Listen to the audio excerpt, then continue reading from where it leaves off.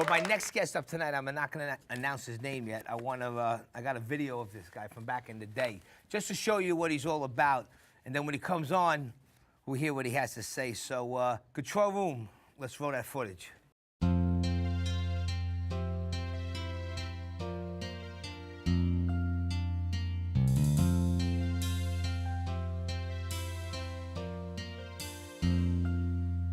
If tomorrow all the things were gone I worked for all my life, and I had to start again with just my children and my wife, I thank my lucky stars to be living here today, 'cause the flag still stands for freedom and they can't take that away.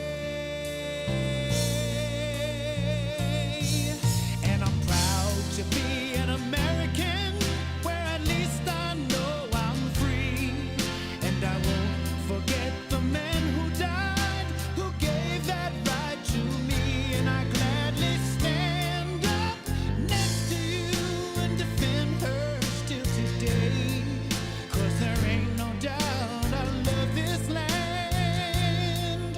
God bless the USA.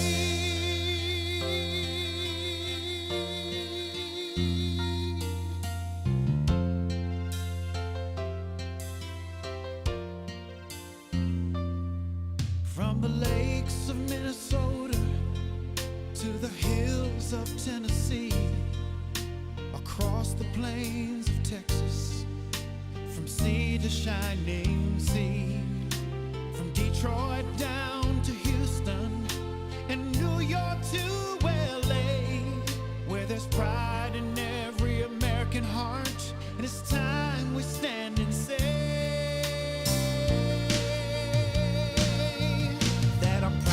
to be an American, where at least I know I'm free, and I won't forget the men who died, who gave that right to me, and I gladly stand up next to you and defend her still.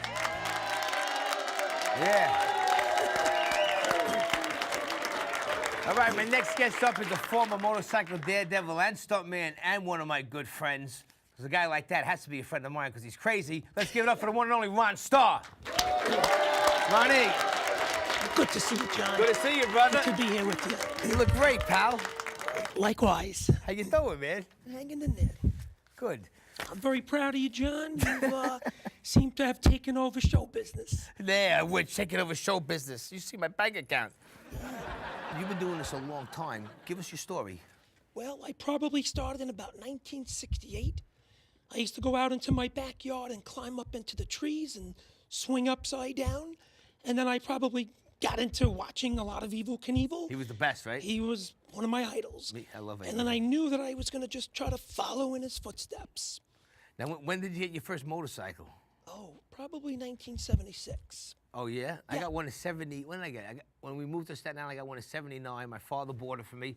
He says, if you get in trouble by the cops, I'm going to sell it.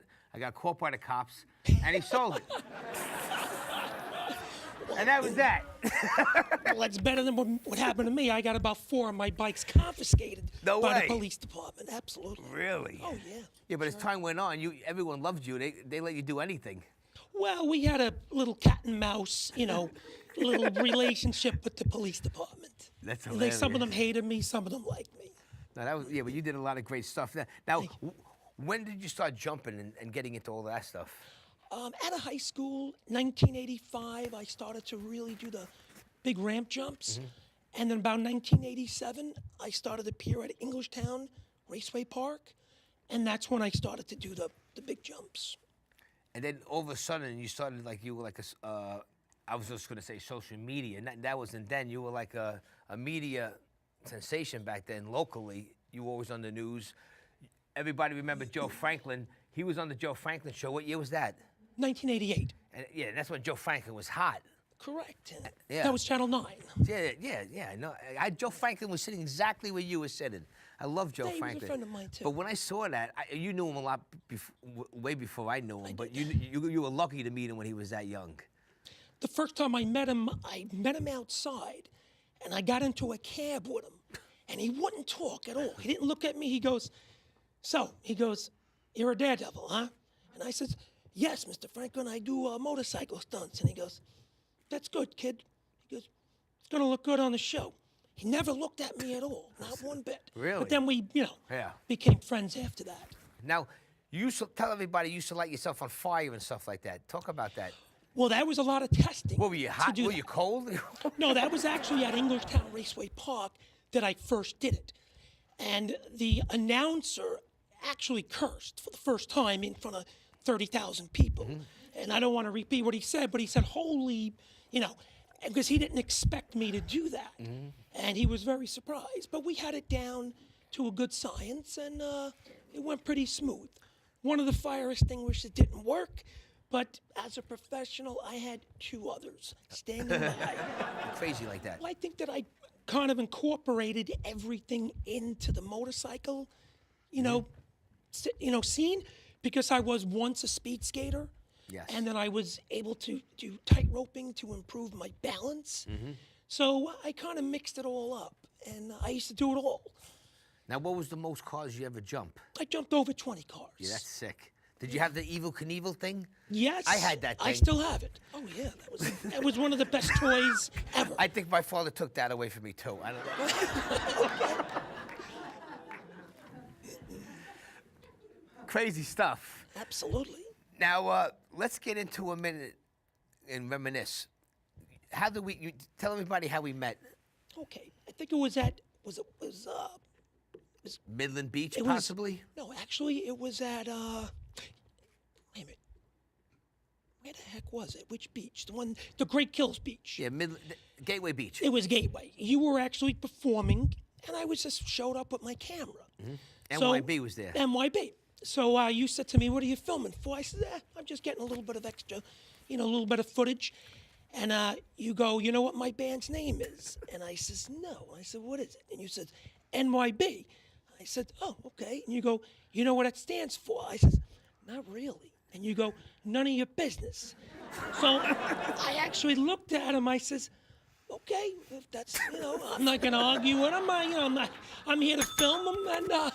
And that was it. And then right after that, me and John just became good friends because I think that, we have a few things in common. No, once I went over his house and I saw all the stuff there, and I knew who Ron Starr was, but I didn't know who Ron Starr. I didn't know I was talking to the guy who was jumping over everything, and then he's a fabulous photographer. His father is a professional photographer. He still does developing black and whites. He did most of my NYB promo shots. All the album shots he did. He used to come and film all our shows, and he did a great job. The Brunos in the audience, Sam Goody, he was filming us there that night. Monty, you were there, correct. and you've been with us ever since. And you were always been a great friend. And then we started the Gangsters of Rock. You remember? Correct. And tell them that. Well, you had to ask me to host the show. So I had started to host all the shows. What did I do, like maybe 7 or 8? Yeah.